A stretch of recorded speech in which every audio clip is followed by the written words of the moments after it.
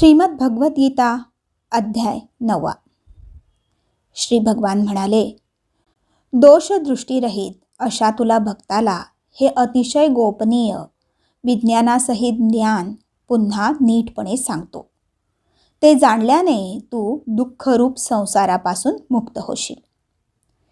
हे विज्ञानासहित ज्ञान सर्व विद्यांचा राजा, सर्व गुप्त गोष्टींचा राजा, अतिशय पवित्र, अतिशय उत्तम, प्रत्यक्ष फळ देणारे, धर्मयुक्त, साधन करण्यास फार सोपे आणि अविनाशी आहे.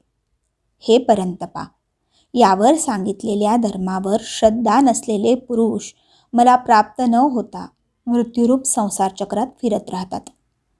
जसे पाण्याने बर्फ परिपूर्ण भरलेले असते, तसे मी निराकार परमात्म्याने हे सर्व जग पूर्ण व्यापलेले आहे. तसेच सर्व भूते माझ्यामध्ये संकल्पाच्या आधारावर राहिलेली आहेत, पण वास्तविक मी त्यांच्यामध्ये राहिलेलो नाही. ती सर्व भूते माझ्या ठिकाणी राहिलेली नाहीत. परंतु माझी ईश्वरी योगशक्ती पहा, की भूतांना उत्पन्न करणारा व त्यांचे धारण पोषण करणारा असूनही माझा आत्मा वास्तविकपणे भूतांच्या ठिकाणी राहिलेला नाही. जसा आकाशापासून उत्पन्न होऊन सर्वत्र फिरणारा महान वायू नेहमी आकाशातच राहतो, त्याचप्रमाणे माझ्या संकल्पाने उत्पन्न झाल्यामुळे सर्व भूते माझ्यातच राहतात असे समज. हे अर्जुना, कल्पाच्या शेवटी सर्व भूते माझ्या प्रकृतीत विलीन होतात आणि कल्पाच्या आरंभी त्यांना मी पुन्हा उत्पन्न करतो. आपल्या मायेचा अंगीकार करून प्रकृतीच्या ताब्यात असल्यामुळे पराधीन झालेल्या या सर्व भूत समुदायाला मी वारंवार त्यांच्या कर्मानुसार उत्पन्न करतो. हे अर्जुना, त्या कर्मात आसक्ती नसलेल्या व उदासीनाप्रमाणे असलेल्या मज परमात्म्याला ती कर्मे बंधनकारक होत नाहीत. हे अर्जुना, माझ्या अधिष्ठानामुळे प्रकृती चराचरासह सर्व जग निर्माण करते. याच कारणाने हे संसार चक्र फिरत आहे. माझ्या परमभावाला न जाणणारे मूर्ख लोक मनुष्य शरीर धारण करणाऱ्या मला, सर्व भूतांच्या महान ईश्वराला तुच्छ समजतात. अर्थात आपल्या योगमायेने जगाच्या उद्धारासाठी मनुष्य रूपात वावरणाऱ्या मला म्हणजेच परमेश्वराला सामान्य मनुष्य समजतात. ज्यांची आशा व्यर्थ, कर्मे निरर्थक आणि ज्ञान फुकट असे विक्षिप्त चित्त असलेले अज्ञानी लोक राक्षसी, आसुरी आणि मोहिनी प्रकृतीचाच आश्रय करून राहतात. परंतु हे कुंतीपुत्रा, दैवी प्रकृतीचा आश्रय घेतलेले महात्मे मला सर्व भूतांचे सनातन कारण आणि अविनाशी अक्षर स्वरूप जाणून अनन्य चित्ताने युक्त होऊन निरंतर भजतात. ते दृढनिश्चयी भक्त निरंतर माझ्या नामाचे व गुणांचे कीर्तन करीत माझ्या प्राप्तीसाठी प्रयत्न करीत असतात. तसेच वारंवार मला प्रणाम करीत नेहमी माझ्या ध्यानात मग्न होऊन अनन्य प्रेमाने माझी उपासना करतात. दुसरे काही ज्ञानयोगी मज निर्गुण निराकार ब्रह्माची ज्ञानयज्ञाने अभेद भावाने पूजा करीतही माझी उपासना करतात. आणि दुसरे काही अनेक रूपांनी असलेल्या मज विराट स्वरूप परमेश्वराची नाना प्रकारांनी उपासना करतात. श्रौतयज्ञ मी आहे, स्मार्तयज्ञ मी आहे, पितृयज्ञ मी आहे, वनस्पती, अन्न व औषधी मी आहे, मंत्र मी आहे, तूपही मीच आहे, अग्नी मी आहे आणि हवनाची क्रियाही मीच आहे. या जगाला धारण करणारा व कर्मफल देणारा आजोबा, जाणण्याजोगा पवित्र ओंकार, तसेच ऋग्वेद, सामवेद, यजुर्वेदही मीच आहे.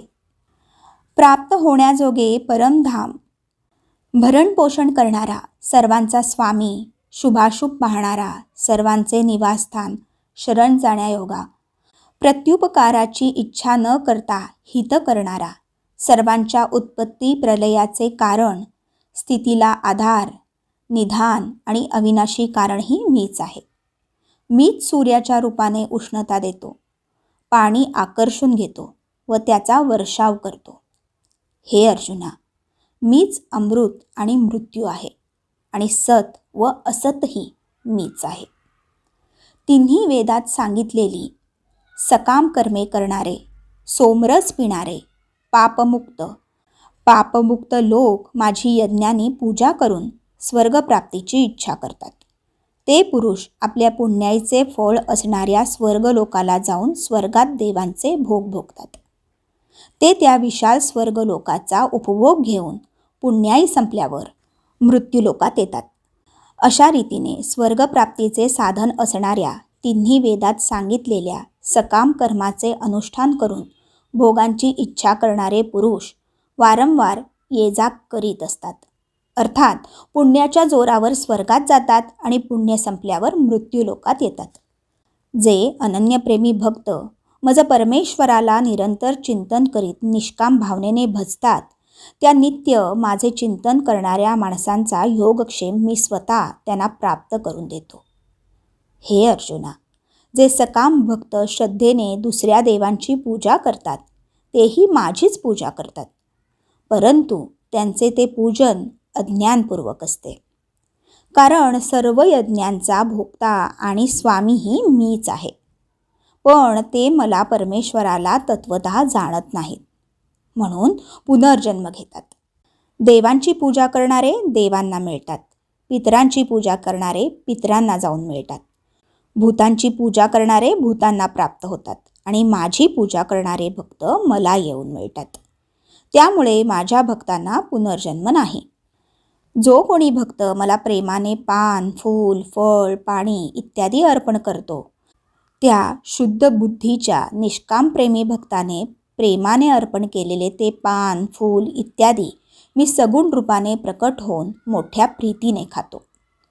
हे अर्जुना, तू जे कर्म करतोस, जे खातोस, जे हवन करतोस, जे दान देतोस आणि जे तप करतोस, ते सर्व मला अर्पण कर. अशा रीतीने ज्यामध्ये सर्व कर्मे मला भगवंताला अर्पण होतात, अशा संन्यास योगाने युक्त चित्त असलेला तू शुभाशुभ फलरूप कर्मबंधनातून मुक्त होशील आणि मला येऊन मिळशील. मी सर्व प्राणी मात्रात समभावाने व्यापून राहिलो आहे. मला ना कोणी अप्रिय ना प्रिय, परंतु जे भक्त मला प्रेमाने भजतात ते माझ्यात राहतात आणि मीही त्यांच्यात प्रत्यक्ष प्रकट असतो. जर एखादा अत्यंत दुर्वर्तनीसुद्धा अनन्य भावाने माझा भक्त होऊन मला भजेल तर तो सज्जनच समजावा, कारण तो यथार्थ निश्चयी असतो. अर्थात त्याने ईश्वर भजनासारखे दुसरे काहीही नाही असा पूर्ण निश्चय केलेला असतो. तो तात्काळ धर्मात्मा होतो आणि नेहमी टिकणाऱ्या परमशांतीला प्राप्त होतो. हे अर्जुना, तू हे पक्के सत्य लक्षात ठेव की माझा भक्त नाश पावत नाही. हे अर्जुना, स्त्रिया, वैश्य, शूद्र तसेच पापयोनी अर्थात चांडालादी कोणीही असो, ते सुद्धा मला शरण आले असता परमगतीलाच प्राप्त होतात. मग पुण्यशील ब्राह्मण तसेच राजर्षी भक्त लोक मला शरण येऊन परमगतीला प्राप्त होतात. हे काय सांगावयास पाहिजे. म्हणून तू सुखरहित व नाशवंत या मनुष्य शरीराला प्राप्त होऊन नेहमी माझेच भजन कर. माझ्यात मन ठेव, माझा भक्त हो, माझी पूजा कर, मला नमस्कार कर. अशा रीतीने आत्म्याला माझ्याशी जोडून मतपरायण होऊन तू मलाच प्राप्त होशील. तर मंडळी, इथेच आपला श्रीमद भगवद्गीतेतील अध्याय 9 समाप्त होतो. धन्यवाद. श्रीकृष्णार्पणमस्तु.